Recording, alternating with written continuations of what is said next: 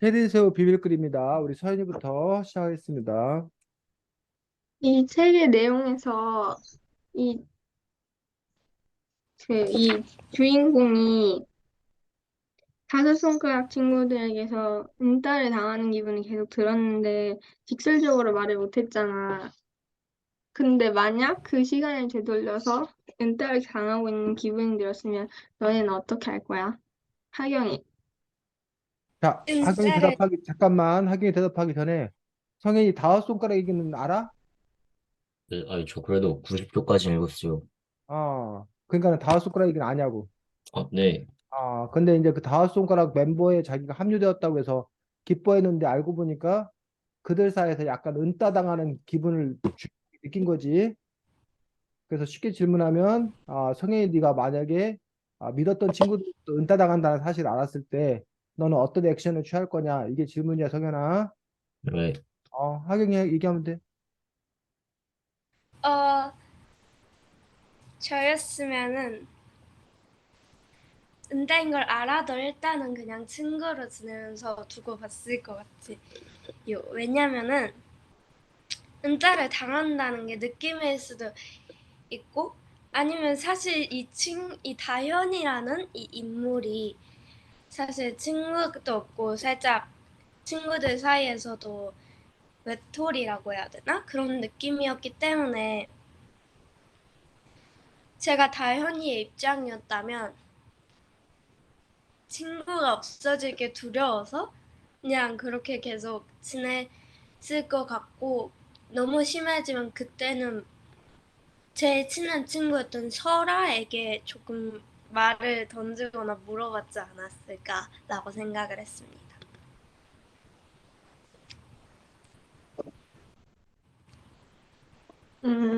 상현이.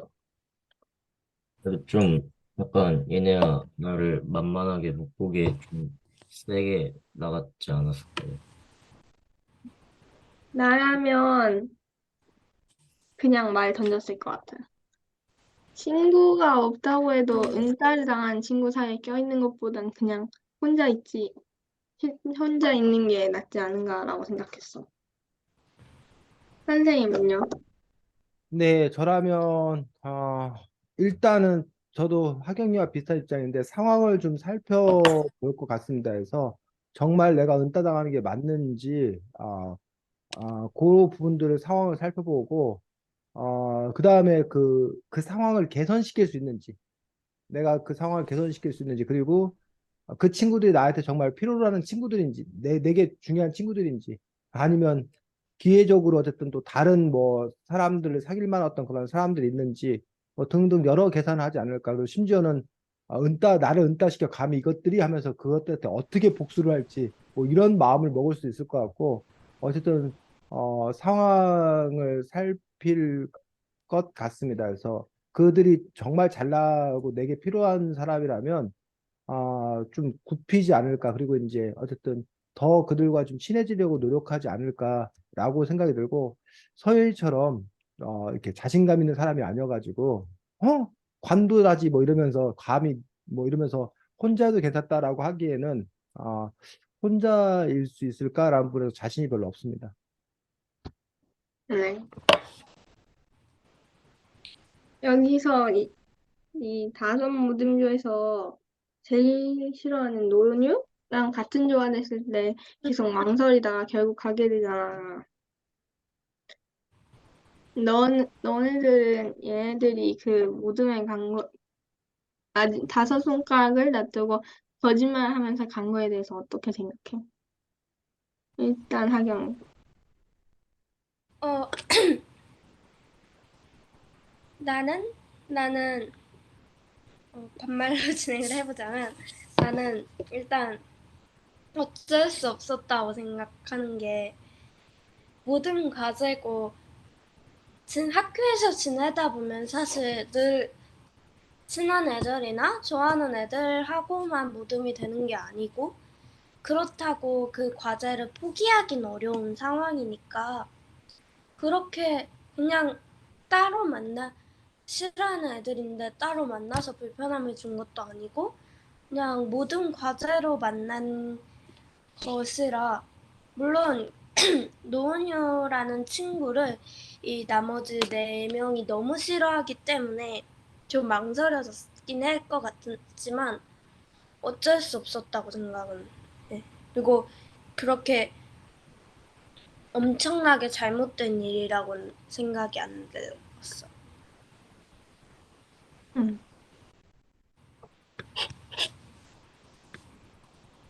성현이 할 수 있어? 할 수 있을 것 같아. 응. 그, 근데 내가 누구였지? 은유?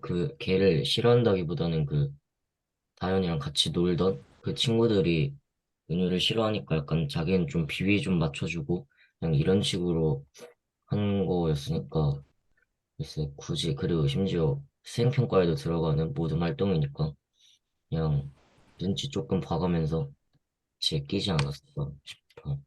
응. 나도 그랬을 것 같아. 이건 수행평가고 뺄 수도 없는 건데, 아무리 내가 원래 아는 친구들이랑 사이가 안 좋다고 해도 그냥 어쩔 수 없었다라고 말하면서 들어갔게 됐어요. 저는 여기까지예요. 네, 수고했습니다. 그래서 아, 이 책에서 다루고 있는 문제가 결국은 그 친구 사이의 관계를 어떻게 가져가야 되는 건가라는 부분에서 다현이 입장에서 그 이야기들을 펼쳐가고 있는 부분들이 보여집니다. 그래서 소연이가 그 얘기했던 나를 은따시킨다라면 그러면 나는 혼자 해도 괜찮다. 그걸 참을 수 없다라고 그 얘기하고 있는 그런 부분들이 있는데, 책 50쪽 잠깐 보도록 하겠습니다. 책 50쪽에 엄마, 다현이 엄마의 입장이 나오는데,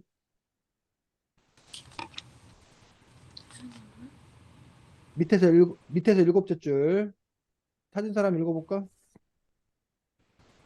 50쪽이야? 50쪽, 그렇지. 찾았어요. 어, 뺀따 시킬 테면 시키라고 해. 너랑 친구 못하면 자기들만 손해지고. 불러오면 좋은 친구들이 얼마나 많은데. 그리고 왕따 시키고 은따 시키는 그런 인성 가진 애들이랑 어울리느니 차라리 혼자가 나아. 아, 이게 엄마의 어떤 그런 논리야. 그래서 엄마의 근거 첫 번째,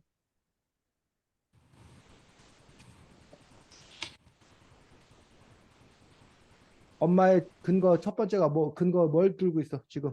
엄마가 지금 세 가지 근거를 들고 있어.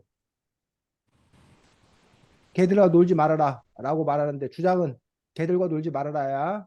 첫 번째 근거는 친구 뭐야? 못하면 손해. 너 손해가 아니라 너같이 좋은 애를 그 친구 안 하면 걔들 손해다. 네 손해 아니다. 두 번째, 이런 불러오면 좋은 친구 한다. 걔들만 친구 아니다. 더 얼마나 많은 친구가 있는지 모른다. 세 번째, 그런 친구하고는 친구가 필요 없다. 걔들 인성에 문제가 있다. 그러니까 애당초 걔들 그런 애들하고는 사귀지 않는 게 낫다. 라는 어떤 이런 세 가지 근거를 들어서 엄마는 그 입장이 분명한 거지. 너한테 은따시키는 애들에 대해서 연연해 할 필요 없다. 라는 어떤 그런 주장들을 하고 있는 것도 볼 수가 있습니다. 그런데도 불구하고 이 다현이가 고민하는 까닭은 뭔 거야?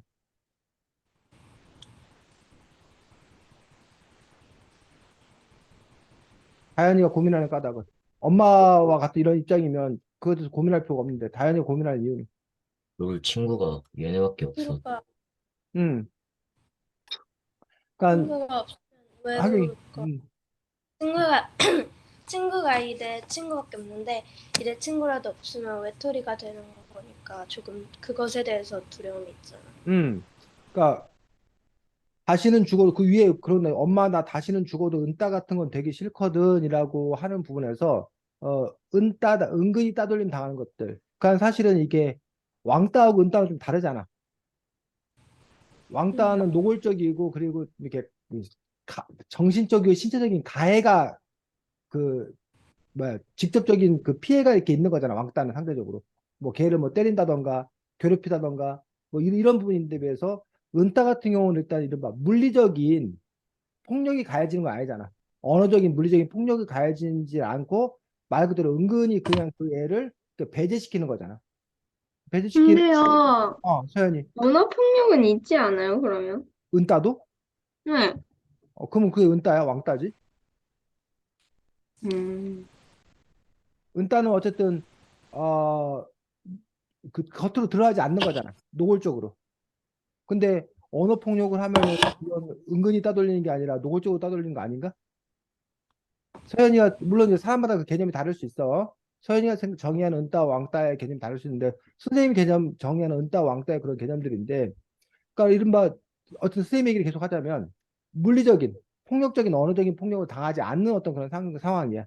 자기를 괴롭히지 않아. 다만 자기를 뭐 해주지 않는 거야? 끼워주지 않는 거야. 그런 상황에서 은우, 은유는 좀 입장이 다르지. 운유. 네.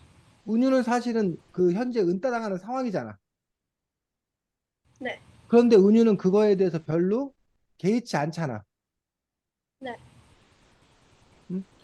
그런데 왜 은유는 그런데 뭐야 다현이는 그렇지 못한 건가? 다현이와 은유의 차이는 뭔가? 그리고 여러분은 굳이 말하면 다현이 쪽이 더 가까운가? 아니면 은유 쪽이 가까운가? 아까 서현이 같은 경우는 오히려 은유 쪽이 더 가까운 거지. 뭐 그 뭐야 혼자여도 괜찮다는 거잖아.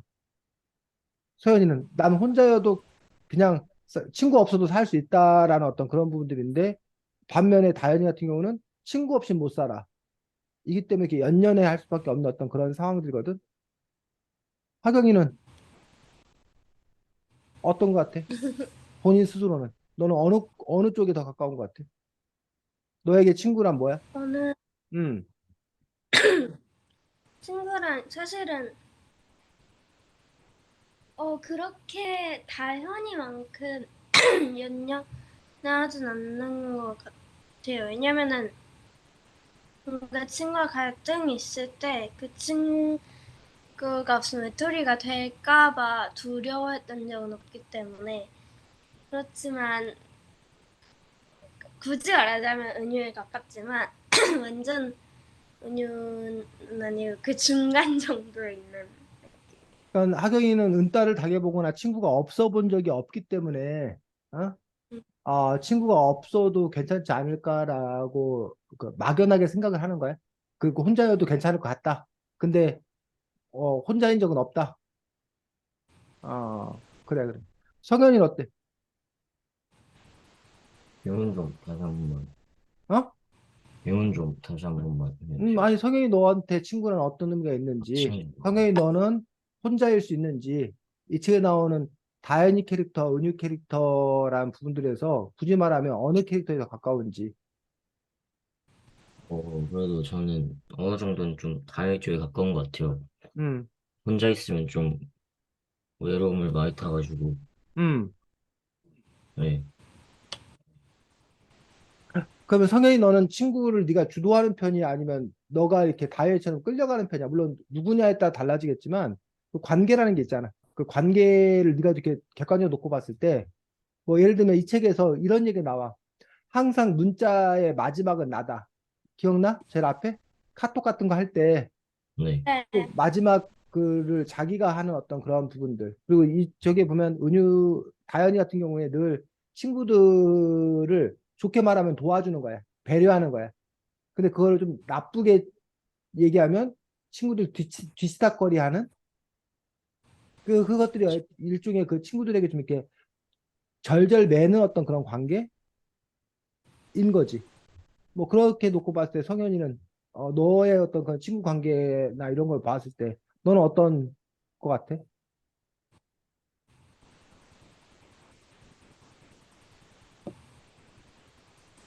끌려가는 편은 아닌 것 같긴 한데, 별로 음. 끄는 편도 아니라 가지고 그냥, 네.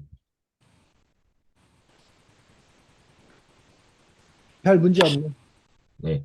그러니까 특별히 그러니까 이 책 선생님이 이렇게 물어봐서 생각해 본 거지 친구 관계나 이런 거 가지고 특별히 고민하거나 그런 적이 없다는 거지. 네. 음, 아주 다행히 바람직한 경우네. 서현이는 저도 아무 일 없죠, 뭐. 응? 아무 일 없고 아까처럼 혼자도 괜찮고. 네, 음. 그러니까 네가 친구에게 연연하거나 그럴 일은 없다. 네. 그렇지. 그래서 선생님 같은 경우는 좀 연연해하는 그런 편이고 이 다현이를 보면서 상당히 많이 공감했던 부분들이 뭐 이렇게 끝 인사 같은 경우는 내가 마지막으로 끝을 내는 어떤 그런 부분들이 있지 않나. 물론 뭐 완전히 뭐 그런 쪽은 아니지만 그러면서 어쨌든 그 사람들의 여러 가지 그 관계들을 좀 많이 보여주지 않나라고 생각이 들고 아까 서연이가 두 번째 했던 질문에 대해서 이제 선생님이 대답을 한다면 선생님은 지금도 그런 상황에 가끔 처해. 그러니까 이렇게 자기 입장이 분명한 사람들 있거든. 뭐 정책 입장이 됐건 뭐가 되었건 간에 호불호가 분명한 사람들이 있어. 그래서 나는 저들과 어울리지 않는다. 저들과 놀지 않는다. 근데 선생님 같은 경우는 캐릭터가 좀 이렇게 두리뭉실한 캐릭터야. 그러니까 호불호를 명확하게 하지 않는 그런 분이라서 그냥 쉽게 말하면 성현이하고도 친하고 서현이하고도 친하고 그냥 이렇게 두루두루 같이 지내는 그런 부분이다 보니까 그런 사람이 자칫 잘못하면 이른바 박쥐 얘기 알아? 아니요. 박쥐라고 이렇게 비난받는 박쥐가 박쥐가 그 종류가 뭐야? 조류야, 포유류야? 조류 아니에요. 어? 조류 아니에요. 토요일 아니에요? 박쥐는 토요일이 포유류지, 포유류. 아, 그래요? 박쥐가 그 새끼 낳는 포유류란 말이야. 근데 박쥐가 날개 갖고 날아다니잖아. 그러니까 이 박쥐가 새들이 유리할 때는 자기가 뭐라고 그러고 날아다니니까 새라고 그러고 또 포유류가 유리할 때는 뭐라고 그러고 자기가 토요일, 새끼 낳으니까 포유류라고 그러고 그래서 이제 이게 박쥐라는 동물을 뭐 박쥐라는 동물에 그런 특성이 있어가지고 이렇게 양편을 왔다 갔다 하는 사람 그리고 이게 박쥐 같은 놈 뭐 이런 식으로 이제 우리가 비난할 때 이렇게 쓰는 그런 경우가 있는데 그거를 이제 비난의 부분이 아니라 뭘로 보면 다른 긍정적인 부분으로 보면 그냥 박쥐는 그냥 새들하고도 잘 어울리고 육지동물 포유류하고도 잘 어울리는 거야. 두루두루 어울리는 거야. 근데 그걸 이제 나쁘게 바라보면 어느 한편의 입장을 정하지 못하고 왔다 갔다 하는 어떤 그런 부분에서 이제 문제가 되는 거지. 그래서 이제 서현이하고 성현이가 친할 때는 아무 문제가 없어. 쌤이 서현이하고도 친하고 성현이하고도 친하고. 근데 이제 문제는 서현이하고 성현이가 뭐 할 경우에 둘이 싸울 경우에 나한테 요구하는 거야. 너 누구 편이야? 누구 입장이야? 이럴 때 이제 선배 입장에서는 어느 편에 들러야 될지가 곤혹스러운 어떤 그런 상황이 있을 수 있다는 거야. 그런 점에서 이제 그 인간관계, 그 사람들 사이의 그 관계들 속에서 그런 고민을 하게 되는 거고, 근데 이거는 사람만이 아니라 국가도 마찬가지야, 국가도.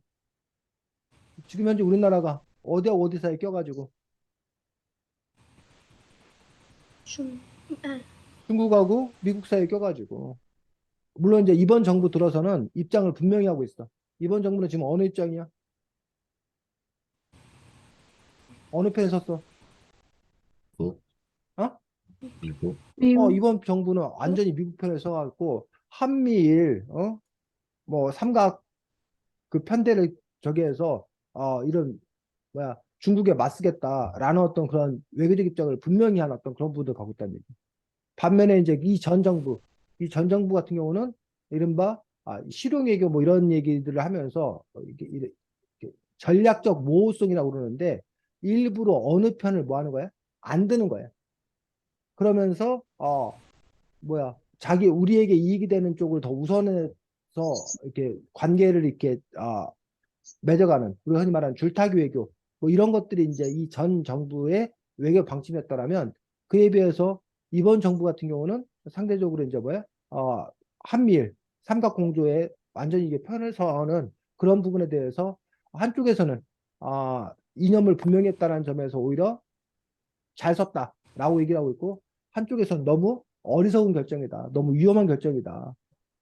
그러다가 우리의 국익에도 해당되지 아니하고 나중에 그 판도가 바뀌었을 때 그 뒷감당을 어떻게 하려고 그렇게 그 편을 드느냐라는 부분들에 대해서 상당히 또 이렇게 우려하는 그런 부분들도 볼 수가 있다는 거예요. 그 안에도 역시 그 관계와 이익이라는 어떤 그런 부분들 속에서 이제 문제가 되는 그런 부분을 볼 수 있는데 아까 여러분들 같은 경우는 이제 어쨌든 모둠이 수행평가에 들어간다라는 명확한 이익이 되는 어떤 그런 부분들도 있는 거고. 근데 또 그 친구들 사이에 다섯 친구들이 좋아하고 싫어하는 어떤 그런 그 관계를 따져봐야 되고, 그러니까 그런 갈등 속에서 어떠한 입장을 취할 것인 건가, 이런 부분들이 쉽지 않은 그런 것들도 볼 수가 있습니다.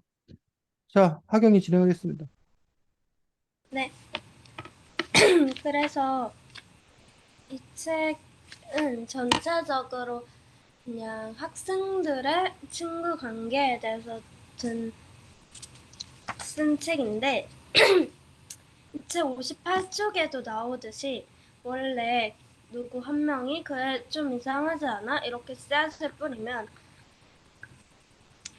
그런 나무가 알아서 자라서 좀 이상한 애로 찍혔던 아이는 나중에 어마어마한 이미지의 괴물이 된다고 써 있었는데 자신의 인생에 꼭 자신이 대상이 됐거나 아니면은 이렇게 되는 것을 본 경험이 있나요? 있으면 말해주세요. 서현이.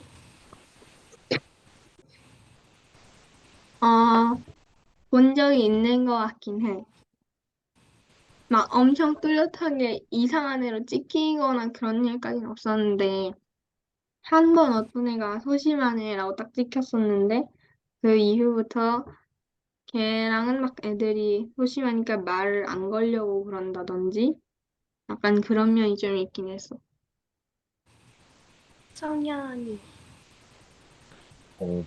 지금 우리 반에도 약간 되게 친구들이랑 좀 적응 못하고 좀 되게 많이 까이는 그런 친구가 하나 있는데, 내가 걔를 보면서 느낀 게 약간 좀 따를 당하는 애들은 약간 다 그럴 만한 이유가 있으니까 좀 따를 당한다는 생각이 들어가지고.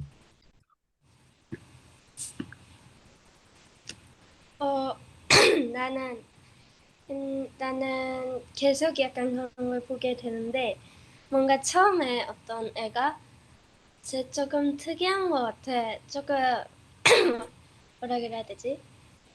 특이하고 약간 좀 이상한 것 같아. 이렇게 말하면은 그게 점점 그 말로 인해 그 사람의 그런 면들만 보게 되고 그게 쌓이고 쌓여서 쟤는 되게 특이한 애다 이런 이미지가 돼버린 경우가 많이 봐서 그 실제로 만나면 생각보다 되게 괜찮고 좋은 애에도 불구하고 그런 이미지 때문에 애들이 약간 피하는 그런 경우를 좀 많이 본 것 같아요. 그러면은 여기서 나온 등장인물들이 여러 명이 있었는데 그 다섯 손가락 멤버와 은유 그리고 현우 등 여러 인물들이 있었는데 만약 자신을 이 인물들에 비유한다면은 그 인물에 가까운 면이나 아니면은 이 인물은 나와 정반대였다 이런 인상 깊은 인물이 있었나요? 청년 난 별로 없었던 것 같아. 서연이요. 조금만 있다가. 음. 그러면 저는 제일 작았다고 느낀 인물은 크게 없었지만 그래도 되게 인상 깊었던 인물은 은유라는 캐릭터에 되게 뭔가 계속 눈길이 갔던 것 같아요. 왜냐면은 은유가 되게 사실 부자고 유명한 아이인데도 불구하고 계속 이런 시선을 받는 것에 대해서 되게 궁금했고 어떤 이유가 있을지. 그리고 이 아이 다현이가 은유를 만났을 때 느끼는 이 감정들도 되게 인상이 깊었어서 은유가 가장 인상이 깊었던 것 같아요. 서연이 할 수 있나요? 응. 나는 완벽하게 한 인물이랑은 정의를 못하겠어.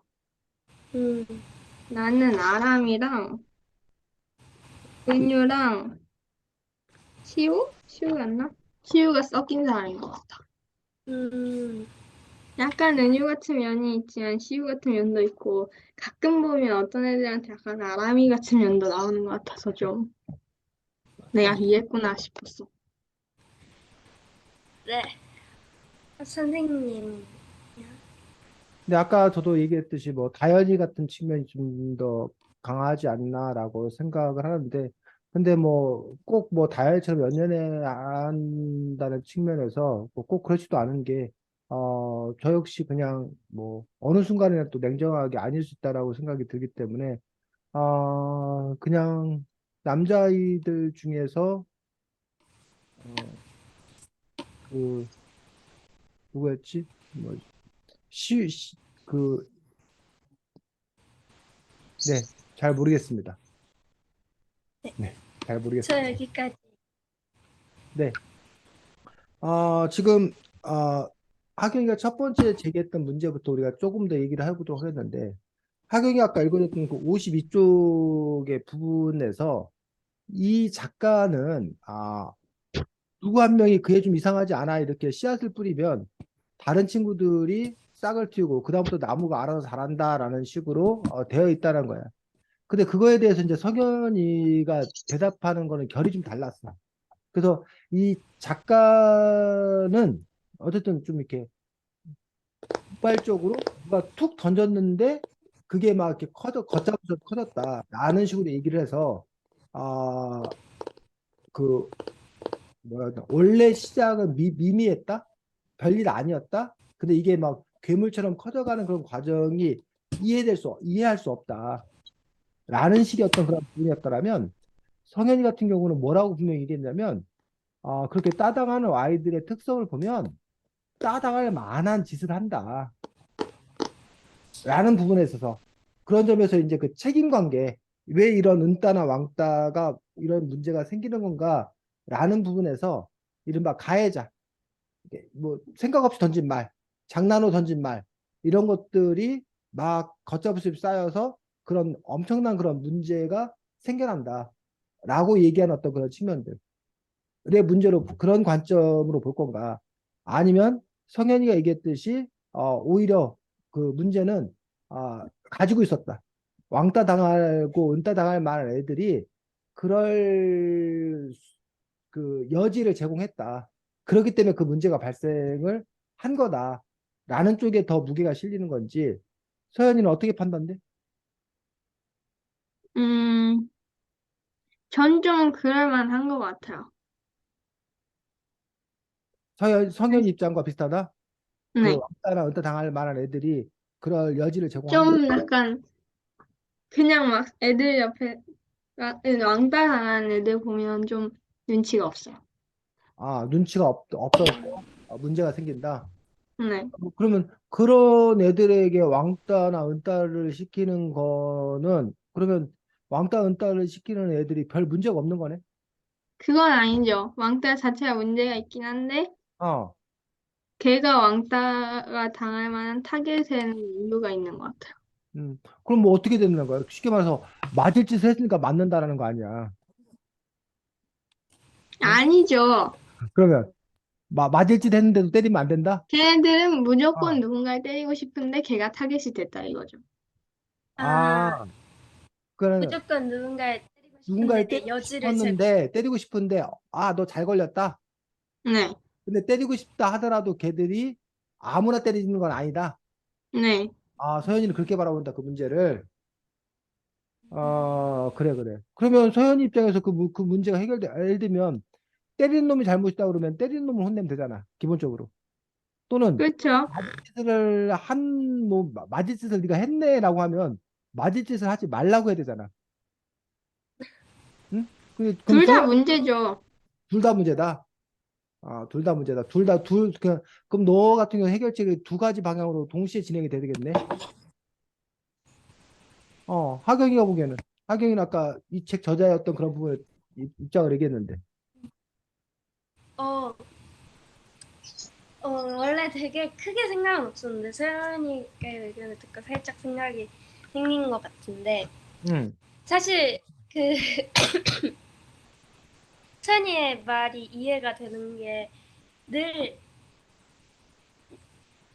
반이 바뀌어도 늘 그런 타겟이 되는 아이는 한두 명씩은 있는데 응, 그게 결국은 채연이의 말처럼 아 약간 심심한데 누구를 또 그렇게 해야 되는데 타겟을 찾다 보니 제가 좀 특이한 것 같아 이렇게 되는 경우가 많은데 응, 그래서 사실 그 피해를 받는 아이가 이유가 있다기보단 응, 특이한 경우가 있긴 하거든요. 예를 들면은 곤충을 지나치게 좋아한다던가 아니면 뭔가 말을 되게 없어서 되게 소심하다거나 그런 특이한 면이 하나씩 존재하는데 그런 면들을 이제 특이하게 바라보기 시작하면은 누군가 그런 말을 하면은 그 사람을 볼 때 그 면밖에 안 보이는 경우가 많아서 계속해서 그러다 보면은 원래 그 애가 가지고 있는 특이성 또는 특이성보다 더 높게 특이하다고 생각을 하고 오히려 더 가해를 하게 되는 것 같아요. 그래서 결론을 말하자면 원래 그런 가해를 하는 애들은 늘 그 성격 때문에 그걸 할 수밖에 없거든요. 몇 년이 반배정이 계속 바뀌어도. 근데 그 타겟을 늘 바꾸다 보니까 그 타겟이 조금 특이하네. 잘 걸렸다 이런 느낌이 강해. 음. 근데 지금 선생님이 그 하경이 얘기를 들으면서 조금 그 서연이가 얘기한 결과 다른 부분들은 서연이가 아까 그런 표현을 썼거든. 그 걔들이 눈치가 없어요. 그 왕따 음. 당한 애들이. 그러니까 눈치 없이 뭔가 좀 이렇게 거슬리는 행동을 하기 때문에 원인 제공을 한다라는 느낌으로 선생님 봐드렸거든. 근데 지금 하경이가 그 사례를 든 것 같은 경우 뭐 곤충을 특별히 좋아하는 애, 너무 소심한 애, 이런 애들이 사실은 뭐 피해를 줄 게 없잖아. 남에게. 피해를 어. 살짝 줘요. 수업 시간에 갑자기 곤충 얘기 일어나서 한다던가 아, 수업 시간에 모두 그 맥락 없이 그 곤충 얘기. 갑자기 정도는 갑자기 아니더라도 네. 막 애들이 아, 나 이거 진짜 싫어. 지네 진짜 나 너무 징그러워. 이런 얘기하고 있는데 곤충을 좋아하는 애가 와서 지네가 왜 싫어? 지네 다리는 몇 개고 막 이런 식으로 얘기를 하면 가끔 아, 그런 애들이 뭔가 갑자기 곤충을 들고 와가지고 보여준다거나 앞에 음, 와가지고는 음, 그런 경우도 있고 아니면 소심한 친구는 그건 특성이지만 소심한 친구를 싫어하게 되는 그 일은 모든 발표를 예를 들면 모든 발표를 하는데 나갔는데 걔가 소심해서 말을 못해서 뭐 혼났다던가 음. 그런 경우가 있으면 그게 그 모둠에게 피해를 약간 주는 거야. 걔 때문에. 그렇죠. 약간 그런 느낌이 있어요. 음. 그런데 또 한 가지 지금 서현이하고 하경이에게 그 발견되는 지점들 어쨌든 그런데 그런 애들을 그냥 그렇구나라고 끝날 수도 있는데 누군가가 시작하는 애들이 있다라는 거지. 쟤 재수 없지 네. 않냐라고 주동하는 애들이 네, 있는 거고 서연이나 네. 하기가 보기에는 그 애들 안에 그런 애들이 정해져 있고 그 애들 안에는 악한 마음이 좀 있다고 판단하는 거야? 하경이와 서연님? 악한 마음보다는 뭔가 누군가를 늘 대화의 주제를 보면은 누군가를 까내리지 않고는 대화가 진행이 안 되는 느낌? 음, 그 애의 성향이 그렇다는 거야. 누군가를 비난하고 약, 욕해내는 거를 즐기는 애들이 있다는 거야. 네. 아니, 누구나 그럴 수 있다는 거야. 서연이나 하경이나 성현이나 선생님이나 우리도 그럴 수 있다는 거야. 아니면 그게 그 아이들만이 갖는 고유한 성향이라고 생각하는 거야. 걔네들이 좀 더 훨씬 많이 가. 그럼 이 책에 둘 다 있지 나오는 않을까요? 저희 그 아람이 같은 애가 이렇게 정해져 있다. 주장 강하고 막 이렇게 그런 애들이 있다. 아예 네, 성향. 있어요.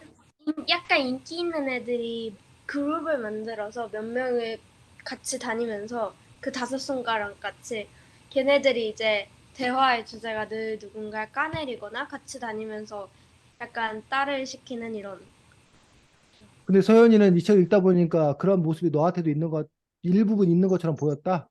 네. 근데 소연이 너는 그걸 문제라고 생각 안 했을 거 아니야, 그동안. 지금도. 그쵸? 별로 생각 안 했죠. 지금은. 문제일 수도 있다는 생각이 들어? 네. 어, 그래. 왜 문제야, 소연아? 그게? 그전에 왜 문제가 아니었어? 문제죠. 문제죠. 왜? 사람을 어, 약간 배제시키려고 하는. 음. 자, 성현이는, 좋은 건 아니잖아요. 소연이 하경의 논의에 대해서 어떻게 생각해? 지금 하고 있는 논의에 대해서. 그래요? 그래요? 성현이. 이게 아까 전에 그 형이랑 사연이가 말한 것처럼 음, 진짜 막 그 완전 그러니까 이게 좀 애가 눈치가 있든 간에 아니, 눈치가 없는 애들 중에서도 음, 그냥 좀 가만히 짜져 있는 애들은 근데 보통 딸을 안 당하는데 음, 꼭 되게 눈치도 없고 음, 약간 뭔가 애들이랑 친해질 수 있는 약간 그런 성격과는 완전 정반대인데 되게 나서운 애들이 있어요. 음, 그런 애들이 보통 되게 딸을 당하는데 저희 반에서도 그래가지고 학기 초에 되게 진짜 별거 다는 거 가지고 교무실 가서 애들 이르고 약간 이런 친구 한 명이 좀 요즘 분위기상으로 좀 딸을 당하고 있는데 진짜 걔한테 어떻게 좀 착하게 대해보려고 해도 얘 하는 짓을 보면 이게 뭐 어떻게 할 수가 없어요. 어. 근데 이제 우리가 사회적으로는 왕따 시키는 사람이 잘못이다. 라는 식의 인식이 있잖아. 왕따 시키는 사람이 문제다라는 인식이 있는데, 지금 너희들이 말하는 현실에서는, 물론 뭐, 그 왕따 시키는 사람이 문제다라는 점도 있지만, 지금 성현이 너의 말로만 치면, 왕따 시킬 수밖에 없는 거 아니야? 지금 네 얘기로 치면? 근데 그러니까 가해자의 잘못인 거에 응, 맞긴 해요. 저희 반의 그 친구 같은 경우에도 어, 뭐 약간 사소한 거라고 해도 그래도 어, 그거는 좀 학교의 규칙이나 그런 거를 어긴 건 맞긴 맞으니까 응, 그거를 일러가지고 하는 응, 게 문제가 되진 않지만 그게 그 친구들끼리 사이에서는 약간 되게 좀 그런 게 된다는 거죠. 그러니까 응. 그러면, 가해자의 잘못이 맞긴 한데 약간 응. 네, 너무 바른 말 하면 듣기가 싫잖아요. 좀 음, 사실은 아니, 여기서 맞아. 그 은유가 이른바 진지충? 진지충 어, 이어서 문제가 되는 맞아. 거잖아. 뭐 네, 클래식 음악 듣는 거 좋아하고, 그다음에 뭐 글 쓰는 거 좋아하고, 이것들이 요즘 애들 분위기와 맞지 않기 때문에 그걸 어울리지 못한다.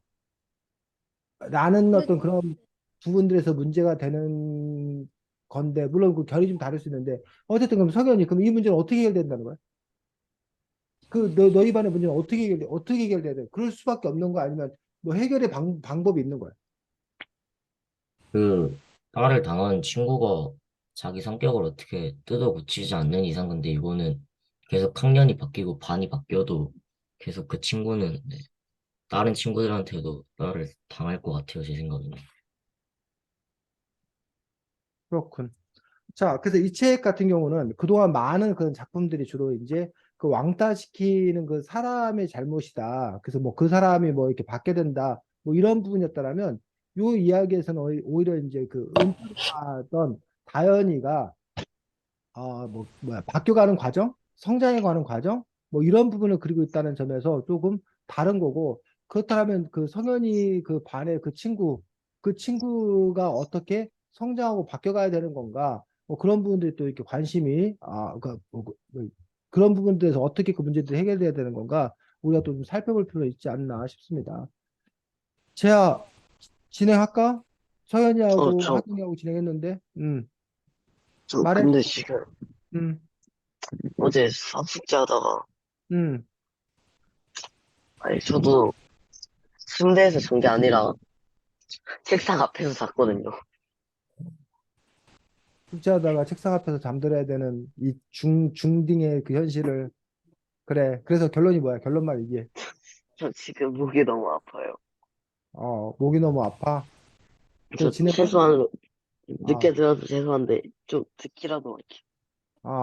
자, 그러면 선생님이 성현이 어떻게 진행할 거야? 아니면 그런 오케이. 아니 저 네, 생각나는 게 없어요. 자, 그럼 선생님이 하도록 하겠습니다. 책 제목이 체리새우 비밀글입니다. 왜 책 네. 제목이 체리새우 비밀글이야, 서연아? 이 주인공이 운영하고 있는 블로그 이름이 제리새우 응, 맞아. 그래. 그래서 체리새우 비밀글입니다인데, 그 제목이 갖는 의미가 뭐냐고, 하경이. 일단은 제 생각인데 응, 첫 번째는 이 주인공이 마음을 털어놓은 데가 처음에 체리새우 블로그였고 응, 비밀글입니다는 이제 원래 체리새우 블로그 비밀글 그러니까 비공개로 해놨기 응, 때문에 그런 것 같고 그리고 블로그 이름을 제목으로 해놓은 이유의 제 추측은 응.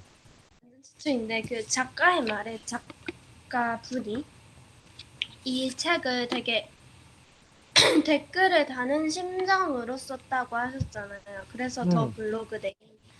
블로그 이름으로 이제 제목을 지으시지 않으셨을까 이런 추측은 들었어요. 자, 책 172쪽 보겠습니다.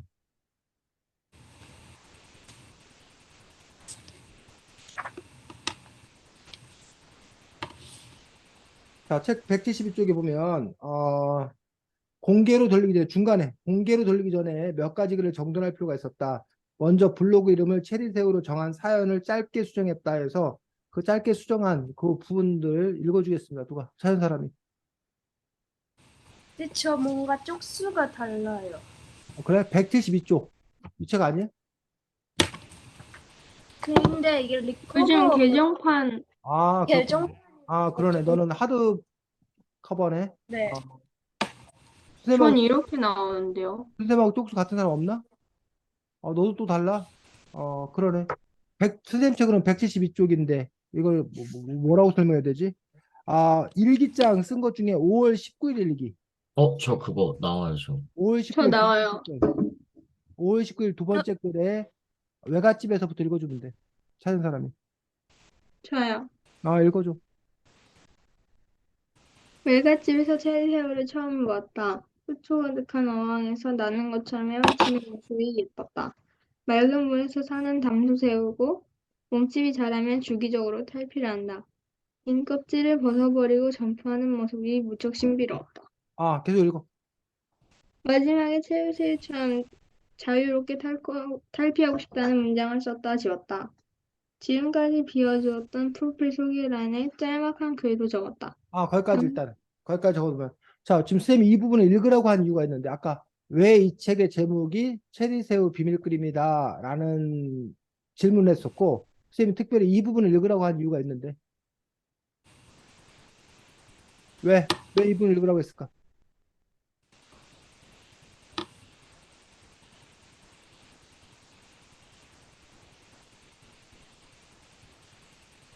이 주인공이 체리새우처럼 어, 자유롭게 탈피하고 싶다는 의견을 가지고 있어서 자유롭게 탈피하고 싶다라는 게 무슨 뜻이야? 어, 이 주인공이 원래 친구들에게도 계속 끌려다니는 약간 입장이었는데 이제부터 그러지 않고 자주적으로 이제 살겠다는 그런 의미인 것 같아요. 그렇지. 그래서 과거의 나와 현재의 나라는 부분에서 자기가 바뀌겠다. 아까 쌤이 이게 성장하는 이야기다라고 얘기했었는데 과거의 모습을 버리고 새로운 나로 가겠다는 부분들이고 아까 얘기했듯이 하경이가 얘기했듯이 그 과거에 친구들에게 연연해하던 어떤 그런 나에서 벗어나서 독립적인 어떤 그런 나로 살아가겠다는 어떤 그런 다짐이고 그런 점에서 그것들이 체리새우의 어떤 그런 특성을 살린 거지. 그래서 이 책 제목이 체리새우 비밀글입니다라고 하는 것들이 아까 뭐 서현이가 말한 대로 표면적으로는 블로그 이름을 갖다가 뭐 한 것이기도 하지만 그리고 체리새우를 자기가 키우는 어항에 키우는 것이기도 하지만 사실은 그 체리새우가 다현이 자신을 얘기하는 다현이 자신이 변화하겠다는 의미를 갖고 있는 그래서 상당히 이렇게 중의적이다라고 표현을 쓰는데 한 가지에 여러 가지 의미를 담고 있는 그러한 책인 것들을 볼 수가 있고 책 제목인 것들을 볼 수가 있습니다. 자, 그러면서 계속 읽어주겠습니다. 서연이 아까 그 다음 문장도. 당장 나에게 필요한 것. 아님 말고 정신, 그리고 어쩌라고 정신. 요 아님 말고 정신, 어쩌라고 정신이 뭘 뜻해? 어, 자유롭게 탈피하고 싶다는 것처럼 너무 연연하지 말고, 그럼 말고, 어쩌라고 이런 식으로 그냥 자유롭게 살겠다는 거를 더 확실히 나타낸 거 아닐까요? 아님 말고 어쩌라고라는 어떤 그런 부분들에 대해서, 어, 서연이는 아님 말고 어쩌라고 잘하지, 너는. 이미. 서연아, 음, 아니야? 그런 말 안 하죠. 그런 말 안 해. 아니, 그런 말이 아니라 그런 그 정신을 갖고 사는 거 아니야, 서연이가? 그렇진 않아요. 그래? 선생님이 보는 서연이는 되게 쿨한 것 같은데, 쿨하지 않아? 뭐를 이렇게 남한테 뭘 해달라고 부탁을 했는데, 그 친구가 그거를 거절했을 때, 그거 그렇게 아님 말, 못하죠, 당연히. 어? 그렇게 못하죠, 당연히. 당연히 못해. 그래서 막 저 친구가 내 부탁을 안 들어주면 어떻게 할까? 전전긍긍하고 부탁 안 들어주면 막 속상해하고 힘들어하고 막 그래? 서연이가? 아, 그건 아니죠. 그게 아니, 그게 아닌 말고 정신이잖아, 서연아. 그런가. 너가 뭐 다른 사람한테 얘기했는데 들어주면 좋고 안 들어주면 그럼 말어. 그럼 관둬. 그냥 이러고 그냥 쿨하게 끝낼 수 있는 거잖아, 서연이는. 그렇죠. 아, 네. 그래서요? 그래서 너가 선생님이 느끼기에 서연이는 아닌 말고 정신이 이미 장착된 사람 아닌 거라고 아닌가 하고 선생님 이렇게 보고 있다고. 근데 뭐 선생님 잘못 봤을 수도 있고. 하경이는 어때? 요 아닌 말고 그리고 어쩌고 정신 어쩌라고라는 정신을 이미 갖고 있는 것 같아? 아니면 갖고 있지 못한 것 같아? 너, 갖고 있지 못한 것 같아요. 뭔가 음, 그러려고 하는데 사실 저도 뭔가 그런 일이 일어났을 때 아니 음. 말고 어쩔 수 없지 이런 식으로 생각하려고 하는데 계속 잊으려고 하는 거죠. 사실 어쩔 수 없지로 잊으려고 하는데 계속 생각나서 음. 근데 이거는 뭔가 어떡하지 이런 것 때문에 아직 그 정신은 없는 거. 이런 방향이 맞다고는 생각하는 거야? 아님 말고 어, 어쩌라고 이런 식으로 가야 된다라고 생각을 하는 거야? 아니면 이거 이렇게 생각하지 말아야 된다고 얘기하는 사람도 있거든. 예를 들면 내가 성현이한테 뭘 프로포즈를 했어, 제안을 했어. 근데 성현이가 그걸 거절을 했어. 그럼 아님 말고 하고 끝낼 수 있지만, 저 사람이 왜 내 프로포즈를 내 제안을 거절하지? 내가 그 사람을 어떻게 설득하지? 어떻게 내가 바꿔놓지? 아니면 내가 다시는 그 사람이 내 제안을 거절하지 못하도록 내가 어떻게 노력해야 되지? 돌파해야 되지? 이렇게 생각할 수 있는 거잖아. 근데 그에 물론 비해서, 약간 중요한 일이라면 사실 그렇게 넘어가는 것보단 뭐가 잘못된 거지 이런 문제점을 찾는 게 중요하지만 사소한 것에도 다 그렇게 생각하면 제가 너무 힘들지 않을까요? 음, 성현이는 어때? 그, 아님 그거에 대한 말고 어쩌라고 정신을 이미 갖고 있는 것 같아? 아니면, 좀 예시 상황이 좀 필요할 것 같은데 어? 좀 약간 예시 상황이 좀 필요할 것 상황이 또 같아서. 다르다고? 네. 어. 자, 서연아, 같은 책이면 172쪽 앞에 외로워도 할 수 없다. 그것도 읽어줄래? 네. 외로워도 할 수 없다. 괜찮다. 영혼의 빈자리를 온전히 나로 단단하게 채우면 된다. 그리고 차츰차츰 좋은 친구들이 생길 것이다. 아님 말고. 그래서 이 다현이가 바뀐 것들이 그 전에는 외로운 걸 참을 수 없는 거야. 그리고 늘 친구들에게 연연한 거야. 그 친구들 눈치를 본 거야. 친구들이 끊어질까 봐 두려운 거야. 근데 어쨌든 은유를 보면서 또 다른 친구들을 보면서 외로워도 할 수 없다. 괜찮다. 그리고 영혼의 빈자를 온전히 나로 채우는 것들. 나로 단단하게 채우면 된다라는 것들, 그런 점에서 이제 당당하게 서는 것들을 더 중요시 여기는 어떤 그런 태도들을 보는 거죠. 그러면서 이제 블로그에 내가 진지하게 글 쓰고 이런 것들도 그동안 공개를 못한 이유가 남들이 나를 어떻게 생각할 건가가 너무 두려웠던 거예요. 근데 이제 공개하기로 결심했다라는 것들은 자기 자신을 받아들이고 있는 그대로 자기 자신을 사랑하겠다. 그리고 남의 평가에 대해서 내가 연연히 하지 않겠다. 남에게 좋은 평가를 받으면 좋은 거지만 좋지 않은 평가를 받거나 무관심해도 난 상관없다라는 그런 결심이 든 거고, 그러니까 이제 이 친구가 그것들을 공개하게 되는 그런 부분들이 있는 거지. 171쪽에도 같은 얘기가 나옵니다. 그 바로 앞에 5월 16일 거 읽어줘. 5월 16일 제가 거. 읽어요. 5월 16일. 고백을 못하는 이유는 거절에 대한 두려움 때문이다. 이때 필요한 건 아님 말고 정신이다. 고백을 한 뒤 차이면 이렇게 말하면 된다. 그래? 아님 말고. 고백뿐만 아니라 부탁도 마찬가지고 요구도 마찬가지라는 거지. 그래서 우리는 뭘 해보기도 전에 실패할 건가에 대한 두려움을 갖는데 그런 부분들에 대해서 두려워하지 말고 그냥 일단 해라. 아님 말고 라는 어떤 그런 부분을 갖고 있는 거예요. 근데 이걸 우리가 비판적으로 바라볼 수 있을 것 같아. 이런 태도에 대해서 비판적으로 바라보면 어떤 문제, 만약에 근데 이런 식으로 살면 어떤 문제가 생길까? 고백을 했는데 아님 말고. 그 어, 문제를 못 고치지 않을까요? 뭐라고? 어떤 어. 그 고백뿐만 아니라 약간 어떠한 문제가 있었을 때 문제가 생겨서 안 됐을 때 아님 말고 그러면 그 문제를 평생 고치지 못하지 않을까요? 그런 문제가 있을 수 있고 또 소연이 어떤 문제가 있을 수 있을까? 너무 신경 안 쓰는 사람처럼 보일 것 같아. 뭐 예를 들면 어떤 남자애가 하경이한테 와갖고 하경아 나 너 좋아해. 나 내 고백을 받아줘. 아님 말고. 그랬더니 하경이가 응 아니야 그랬어. 그랬더니 또 그 애가 또 가가지고 서연아 나 너 좋아해. 내 고백을 받아줘. 아님 말고. 이럴 수 있는 거 아니야? 그러면 이제 안 진지해 보여요. 어? 진지해 안 보이지 않아요. 그치, 진지해 보이지 않는 거지. 쟤 뭐 하는 애야? 라는 어떤 그런 또, 문제가 생기지 않을까. 물론 뭐 이 책에서 그러라고 하는 건 아닌데, 그런 지점들이 또 이렇게 있는 것들을 볼 수가 있습니다. 179쪽 보겠습니다. 179쪽에 제일 마지막 문장. 나를 좋아하는.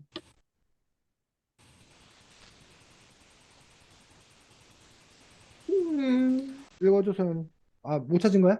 스님하고 책 같이 할까? 찾았어. 어. 나를 좋아하는 친구들에게만 신경 쓸 거야. 나를 좋아하는 친구가 한 명도 없으면 그냥 내가 먼저 좋아할 거야. 그 삶의 태도란 부분에서 어차피 모든 사람에게 사랑받을 것, 모든 사람한테 인정받는 건 애당초 불가능하다. 그러니, 그리고 인생은 짧다. 그러니, 나를 싫어하는 사람하고 내가 괜히 그들을 설득하고 그들과 대안을 하고 감정 소비할 필요 없다. 그들은 차라리 차단하고 배제하고 나 좋아하는 사람, 나 좋다는 사람하고 나는 어울릴 거다. 이게 내 정신 건강에 훨씬 더 중요할 거다. 라고. 그래서 모두에게 사랑받는 건 욕심이고, 그건 포기할 거다. 라는 주장이 요즘 선생님 주변에도 광범위하게 퍼지고 있어. 이러한 태도에 대해서 어떻게 생각해, 성현아? 나를 좋아하는 친구들에게만 신경 쓸 거다. 나를 좋아하는 친구가 한 명도 없으면 그냥 내가 먼저 좋아할 거다. 라는 이런 그 자세에 대해서 성현이 어떻게 생각해? 그, 어, 어? 잠시만요. 좀 더 생각해 볼게요. 내가 성현이 말이 왜 또렷하게 안 들리지? 성현이는 이러한 인생관에 대해서 너는 동의하는지 아니면 뭐 또 다른 생각 갖고 있는지. 음, 괜찮죠. 괜찮다. 자기만 안 힘들면 되죠. 하경이는 저는 조금 참그 사소한 일은 괜찮다고 생각을 하는데 조금 진지해야 한 일이나 중요한 일에는 조금 그렇다고 생각을 해요. 사소한 일은 계속 연연하면 사실 자기만 피곤해질 뿐 그런 경우가 많아서 그런 말고 하는 정신은 오히려 자기를 긍정적이게 만들어줄 수 있는데 중요한 일이나 진지한 일에서도 그러면 뭔가 장난스러워 보이거나 계속 문제가 생기는데도 아님 말고 하면 그 해결점을 찾기가 어렵잖아요. 음, 그래서 계속 해결을 하기 어렵지 않을까. 그래서 중요하거나 진지한 문제에는 조금 어긋나는 가치관일 수 있지만 그냥 평소에 인생을 살 때는 자신을 편하게 살 수 있지 않을까. 음. 그래서 요즘 쌤이 이제 페이스북을 보면은 자기하고 생각이 다른 사람들, 자기에게 비판하는 사람들은 다 차단시켜버린 사람들이 있어. 그러면서 내가 왜 그, 나하고 생각이 안 맞는 사람들 때문에 내가 왜, 골치 아파야 되느냐. 내가 감정 소비해야 되느냐. 그래서 그게 이제 인생을 지혜롭게 사는 방법이라고 생각하는 것들인데, 근데 스님 같은 경우에, 좀 다른 관점이, 근데 그렇게 되었을 경우에 이른바 너무 폐쇄적이 된다는 거야. 나를 좋아하는 음, 사람들 사이에서만 어울리고 산다라면 그 사람이 다양하게 세상을 바라보지 못하고 너무 폐쇄적으로 살지 않을까. 그리고 오히려 아집이라고 그러는데 자기만 옳다고 생각한다. 거기에 둘러싸서. 그런 점에서 오히려 자기와 다른 사람의 견해를 듣고, 생각을 확장하고 이런 것들이 더 필요하지 않나라는 것들이 쌤 개인의 어떤 그런 생각이라서 이러한 태도가 지금 현재의 정신건강 이런 부분에는 유리할지 모르지만 하지만 장기적으로 놓고 봤을 때 오히려 이것도 좀 문제가 되지 않나. 그리고 특히 요즘에 이른바 알고리즘 세상이잖아. 그래서 AI가 알아서 여러분이 좋아할 만한 거, 여러분이 관심 있을 만한 거를 계속 갖다가 이제 제시해 주는데 그러다 보니까 오히려 그 사람을 그쪽으로만 한쪽으로만 치우치게 하는 그런 부분에 있어서 어떤 그런 문제들이 있지 않나. 그 선생님 같은 경우에서 가끔 알고리즘하고 싸워. 알고리즘하고 싸우는 게 쌤이 만약에 하경이한테 관심이 있어. 그럼 쌤이 맨날 하경이를 검색하고 그러면 그 알고리즘이 하경이에 관한 정보만 계속 준다는 얘기야. 근데 쌤이 일부러 내가 하경이 것만 계속 쫓다니면 안 되니까 내가 일부러 성현이를 검색해 본다던가 재하를 검색해 본다던가 그런 식으로 함으로써 그 알고리즘으로 하여금 균형 잡힌 아니면 좀 다양한 이런 것들을 제공해 주도록 바꿔야 된다라는 어떤 그런 생각들을 또 쌤 개인적으로는 하는 또 그런 부분도 볼 수가 있습니다. 자, 그 외에도 이제 180쪽에 보면 같은 맥락이야. 다른 사람의 시선에 과도하게 에너지 낭비할 필요 없어. 남들이 뭐라건 너한테 집중해. 뭐 이런 내용들이 이 작가가 이 작품을 통해서 일관되게 계속적으로 얘기하고 있는 그러한 내용들입니다. 그래서 156쪽 그거까지만 우리가 함께 살펴보도록 하겠습니다. 156쪽에도 선생님하고 책이 같으면 마지막 둘째 줄 어차피 우리 모두는 찾은 사람 있으면 읽어줄까? 어차피 우리 모두는 나무들처럼. 아, 어차피 우리 모두는 나무들처럼 혼자야.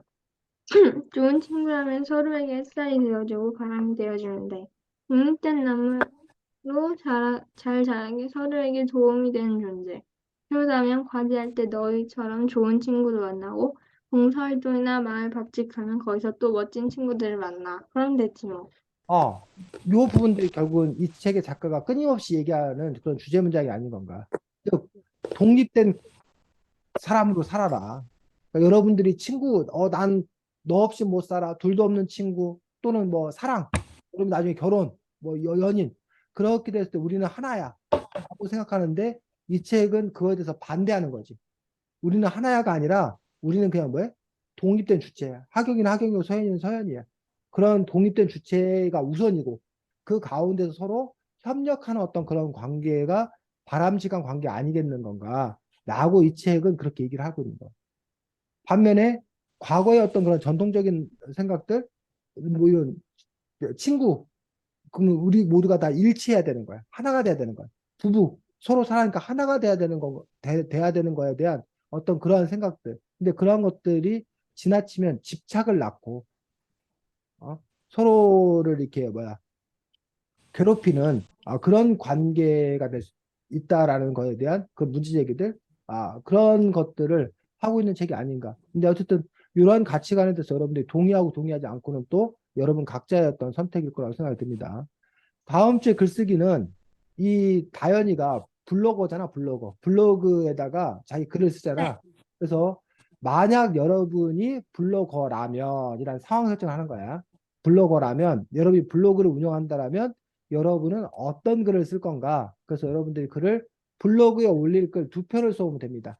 그래서 주제도 상관이 없고 뭐 형식도 상관이 없습니다. 여러분이 블로그를 운영한다는 전제하에 블로그에 올리고 싶은 글 두 편을 쓰는데 그냥 더 쉽게 얘기하면 그냥 수필, 에세이 두 편 쓰는 거예요. 그래서 여러분들이 요즘 관심 있는 여러분이 하고 싶은 이야기들을 정해서 두 편의 글을 쓰고 그 글에 대해서 다음 주에 함께 이야기 나누는 시간을 갖도록 하겠습니다. 다음 주 글쓰기 주제와 관련돼서 질문 이해가 잘 안 간다. 그 블로그 다현이의 입장에서 블로그 쓰면 된다는 거 아니에요? 아니 성현이 네 입장. 성현이 네가 블로그를 운영한다라면 네. 나는 이런 주제의 글을 난 쓰겠다. 성현이 네가 다현 입장이 아니라 성현이 네가 아, 됐어 성현아? 네. 서현이 하경이 제야 질문 없어요. 없고 수고 많았습니다. 다음 주에 보겠습니다. 안녕히 계세요. 감사합니다.